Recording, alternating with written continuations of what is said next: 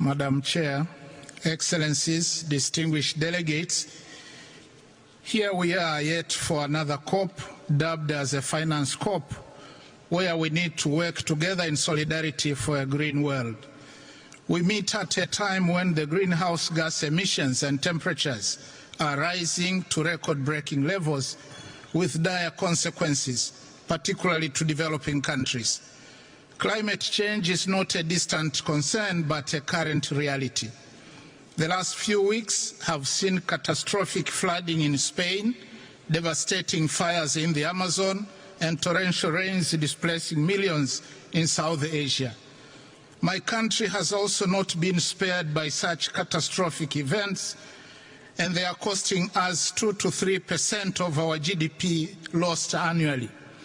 While a total of $19.2 billion will be needed by 2030 to deliver on our NDCs, so far only about $500 million have been received, necessitating use of our own internal resources at the expense of other development projects and increasing our debt burden.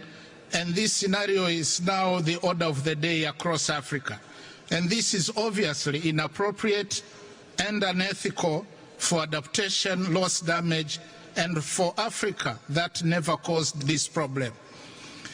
Since Copenhagen, the promise of real finance has been elusive. The finance COP, therefore, must move from empty rhetoric and come up with bold decisions that address the financing needs of countries corresponding to the urgency of the climate crisis. We look forward to a fit-for-purpose new collective quantified goal to replace the $100 billion goal agreed in 2009. This is indeed an opportunity to drive systemic change in climate finance, because what will be agreed will inform climate action or inaction for years to come.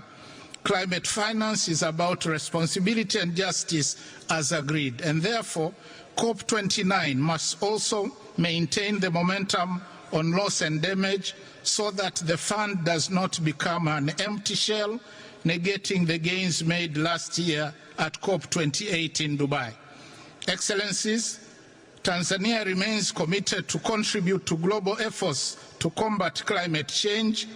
We are using own resources on projects that foster development and those that supply clean energy, environmentally friendly transportation systems, improved early warning systems, and waste management. In addition, Tanzania has a total area of 48.1 million hectares of forest reserves, with an estimated carbon storage potential equivalent to 2% of the world's total carbon. Also, Tanzania has territorial sea area covering 64,500 square kilometers, which provide a big potential for blue economy. We are committed to continue conserving these critical marine and forest ecosystems. Indeed, we are already acting in solidarity for a green world, even with our own meager resources. Yet the challenge we are facing is that carbon markets are not yet fully defined, and thus denying our countries the payments they deserve. There is lack of information and capacity to participate gainfully in carbon markets. To conclude, let me emphasize that we cannot talk about a just transition without focusing on clean cooking. That matters greatly to the majority of Africans. About 900 million people in Africa still cook using biomass fuels, resulting into deforestation, loss of carbon sinks, and deaths due to smoke-related diseases. For this reason, my president, Dr. Samia Suluhu Hassan, decided to champion clean cooking on the African continent, and we call on COP29 to take up clean cooking as one of the priority areas under just transition and mitigation finance discussions.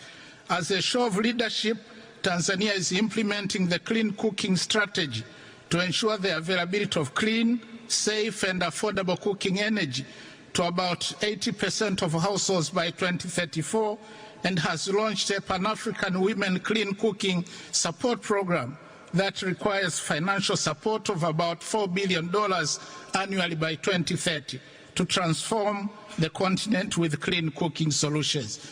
Madam Chair, thank you.